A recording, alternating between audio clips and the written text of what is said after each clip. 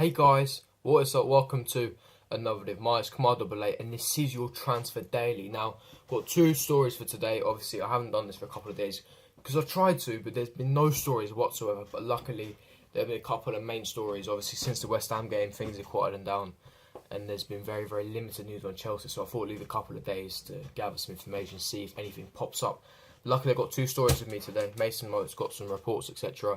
And the first story is that Juventus want Alvaro Morata in the summer. Now, some of you might have heard this. Basically, a lot of news outlets such as Corriere dello Sport, Sky Sport Italia are reporting that Juventus want the Spaniard. Now, basically, don't forget Alvaro Morata used to play in Juventus. He did come out of comments, I think, earlier this season saying how Juventus made him a proper man and how he was really unhappy when Real Madrid activated his buyback clause. He was very satisfied in Italy. Obviously, as we all know, his wife's Italian. He's expecting a baby soon. And he was very happy in Juventus. They got to the Champions League final, etc. And it kind of makes logical sense because obviously he did state that he doesn't like the physicality of the league, and it makes sense if he wants to return to Juventus.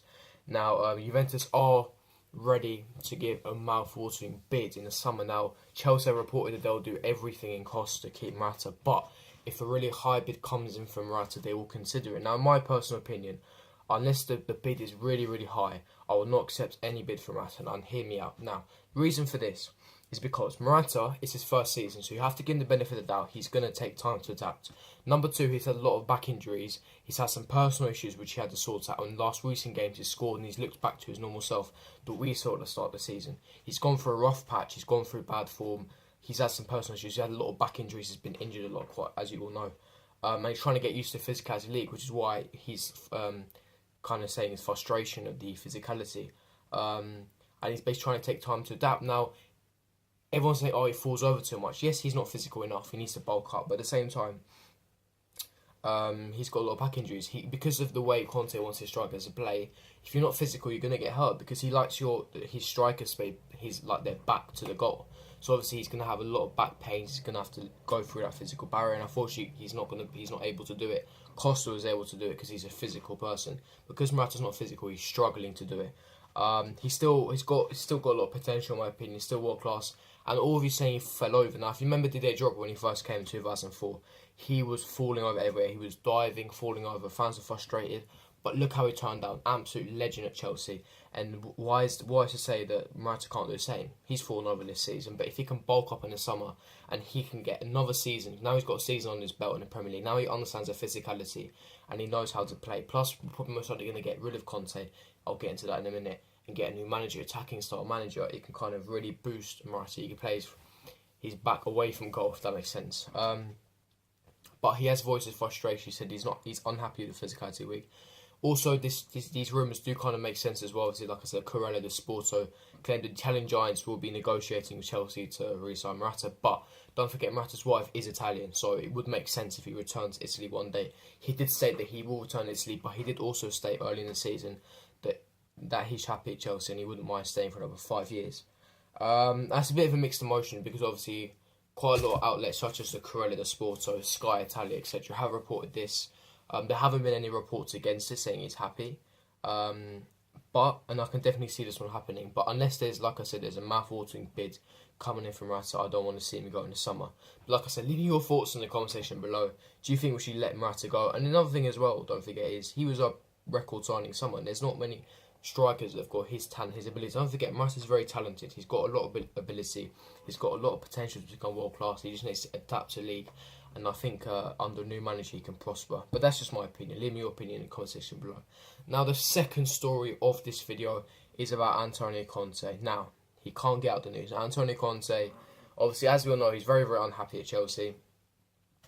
But we all know he's going to leave at the end of the season. And it's not going well too. Now, earlier this week, there's a lot of reports that Conte has already sacked or he resigned. Now, those claims are false. Those reports are definitely 100% false. They did have a meeting after, obviously, the poor result against West Ham. Conte had a board meeting with the boards and with Roman Abramovich, and they decided that now it's not the right time to sack him, as obviously they said the right time to let go. They're thinking, the board were thinking the right time to let go whereas in the summer, which is more logical, because if they sack him now, they're going to have to pay more than they would if they sacked him in the summer, if that makes sense. If they do sack him in the summer, they have to pay a 9.5 million compensation package along with his team. If they sack him now, they have to pay a region of 15 million. So it makes logical sense that we sack him in the summer. That's the main reason why he's not gone at the moment. Obviously, we had a really, really poor result. We've got a lot of poor results. We're not getting top four. We're out of the Champions League. We're not going to get the league title. We're out of the League Cup, and FA Cup's what we play for, and most certainly not going to win that.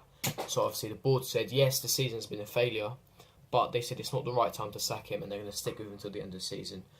For me, that's a bad decision. I know we're going to save a lot of money by doing this, but at the same time, it's damaging the team's morale. You see some players are not playing for Antonio Conte anymore.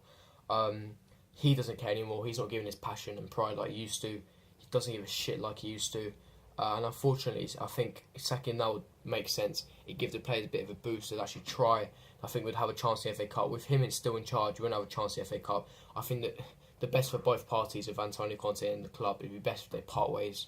I think Antonio Conte is the right man to lead us forward, but because him not giving the passion, the board not giving his players, I don't think he deserves us. I think he deserves much better than this. And I'm forever grateful to Antonio Conte for last season. But I think it's best if both parties depart. It's sad because I think he is a world-class manager, and I just think that because he's not giving the passion and board letting down, I think it's right that he leaves. But yeah, so he's not sacked at the moment. Those claims are false. He will be leaving at the end of the season, most likely. So the board said they will not be sacking now. He will definitely be there until the end of the season. But yeah, that is the second story. Leave me your thoughts in the comment section below. Do you think we should sack Conte now? Do you think we should sack him in the summer, or do you think we should keep him? He did say he wants it on his contract, but I don't think so. Also, leave me a comment section below about the first story about Alvaro Morata going to Juventus. And obviously, if you did enjoy this video, hit the like button. Don't forget to subscribe to this channel. Hit the notification bell so it will notify us the next time I upload. I'll be doing a live stream very, very soon. And yeah, I hope you did enjoy this video, and I'll see you for my next one. Peace.